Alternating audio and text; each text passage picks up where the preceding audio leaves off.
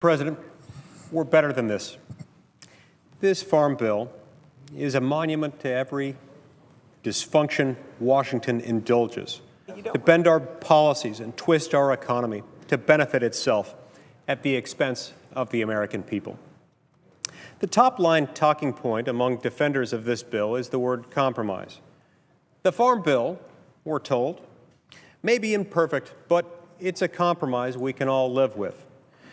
They said negotiators from both houses and both political parties came together and hammered out a deal. They said this is just how you have to act to get things done in Washington. There is, of course, some truth to this, but it's more of a half-truth. There absolutely is compromise in this 1,000-page, trillion-dollar mess. But it's not a compromise between House Republicans and Senate Democrats. No, it's collusion between both parties against the American people. It benefits special interest at the expense of national interest. This bill does not demonstrate how to do things in Washington, but it instead demonstrates how to do things for Washington. The final product before us is not just a legislative vehicle. It's a legislative getaway car. And what did they get away with? Well, the Farm Bill is really two bills. One that spends about $200 billion to subsidize the agriculture industry, and another that spends $750 billion on the public assistance program, previously known as food stamps. The Farm Bill is thus a beltway marriage of convenience between welfare and corporate welfare, ensuring the passage of both while preventing reform in either. Instead, Congress broke out the neck bolts and sutures and put Frankenstein's monster back together. This was the year the Farm Bill was supposed to be different. This was supposed to be the year when we would finally split the bill into its logical component pieces and would subject them both to overdue scrutiny and reform. This was the year we might have strengthened the food stamp program with work and other requirements for able-bodied adults to help transition beneficiaries into full-time jobs. This was the year we might have added an asset test to make sure wealthy Americans with large personal bank accounts were no longer eligible for food stamps. But those reforms aren't there. Those reforms aren't here, not in this bill. Under this legislation, the food stamp program is not really reformed. It's just expanded. Once again, the give and take of compromise in Congress boils down to the American people give and Washington takes. Yet, if anything, Mr. President, the other side of this bill is even worse. Not only did the Conference Committee fail to reform programs subsidizing agriculture businesses, the Conference Committee removed many of the few improvements the House and Senate tried to include in the first place. For instance, the original Senate bill, for all its faults, included a novel provision to limit farm subsidies to actual farms, actual farmers. The Senate bill was also going to phase out crop insurance subsidies for wealthy Americans with an annual income of more than $750,000. Farmers who made $750,000 a year, after all, should not need taxpayer assistance to keep their farms afloat. The House bill included a transparency reform, requiring members of Congress to disclose any subsidies they personally receive under the crop insurance programs. Yet all of the above reforms mysteriously disappeared from the final legislation now before us. And it's not like the Farm Bill was a paragon of accountability and fairness to begin with. Agricultural policy follows a troubling trend in Washington, using raw political power to twist public policy against the American people, to profit political and corporate insiders. For instance, under this legislation, the federal government will continue to force taxpayers to subsidize sugar companies, both in the law and in the grocery store. The bill maintains the so-called dairy cliff, keeping dairy policy temporary. This will create an artificial crisis the next time we take up a farm bill which will once again undermine thoughtful debate and reform. Perhaps of all the shiny ornaments hung on this special interest Christmas tree, the shiniest may be the actual cronyist handout to the Christmas tree industry itself. Under this Farm Bill, small independent Christmas tree farmers will now be required to pay a special tax to a government-created organization controlled by larger corporate producers, like some medieval tribute to feudal lords.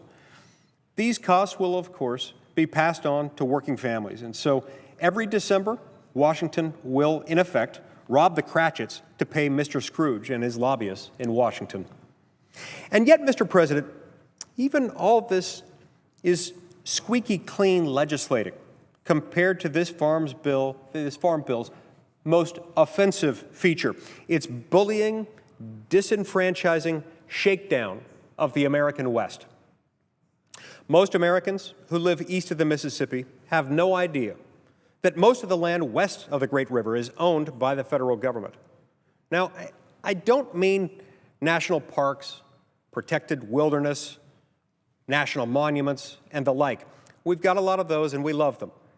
But that's a fraction of the land that I'm talking about. I'm just talking about garden variety land, the kind that is privately owned in every neighborhood and community across the country. More than 50% of all the land west of the Mississippi River is controlled by a federal bureaucracy, and it cannot be developed. No homes, no businesses, no communities or community centers, no farms or farmers markets, no hospitals or colleges or schools, no Little League fields, no playgrounds, nothing. In my own state, it's 63% of the land. In Daggett County, it's 81%. In Wayne County, it's 85%. In Garfield County, it's 90%. 90% of the land in Garfield County isn't theirs. In communities like these, financing local government is a huge challenge. There, like in the East, local government is funded primarily by property taxes. But in counties and towns where the federal government owns 70, 80, or even 90% of the land, there simply isn't enough private property to tax to fund basic local services. Another sheriff's deputy to police the streets, another truck or ambulance to save their lives and protect property from fires, another teacher to educate their children. To compensate local governments for the tax revenue that Washington unfairly denies them, Congress created, as only Congress could, the PILT program. PILT stands for Payment in Lieu of Taxes. Now, under PILT, Congress sends a few cents on the dollar out west every year to make up for lost property taxes. There's no guaranteed amount. Washington just sends what Washington feels like sending. Local governments across the western United States, and especially in counties like Garfield, Daggett, and Wayne County, Utah, completely depend on Congress making good on this promise. Given this situation, there are three possible courses of congressional action. First, Congress could do the right thing and transfer the land to the states that want it. Second, Congress could compromise and fully compensate Western communities for the growth and opportunity current law denies them. But in this bill, it's neither. Congress instead chooses option 3, lording its power over Western communities to extort political concessions from them, like some 2-bit protection racket. That's a nice fire department you got there, Congress effectively says to many Western communities. Nice school your kids have. It'd be a shame if anything would happen to it. These states and these communities are looking for nothing more than certainty and equality under the law. Yet Congress treats these not as rights to be protected, but as vulnerabilities to be shamelessly exploited. I've been on the phone with county commissioners for weeks who feel that they have no choice but to support a policy that they know doesn't work. This bill takes away their ability to plan and budget with certainty and forces them to come back to Congress, hat in hand, every year. County commissioners know that's no way to run a community. I share their frustration, and I applaud their commitment to their neighbors and their communities. I'm convinced that in the long run, the best way to protect these communities is to find a real, permanent solution, one that gives them the certainty and the equality under the law that they deserve. My vote against the Farm Bill will be a vote to rescue Utahns from second-class citizenship and local communities in my state from permanent dependence on the whims of faraway politicians and bureaucrats in Washington, D.C.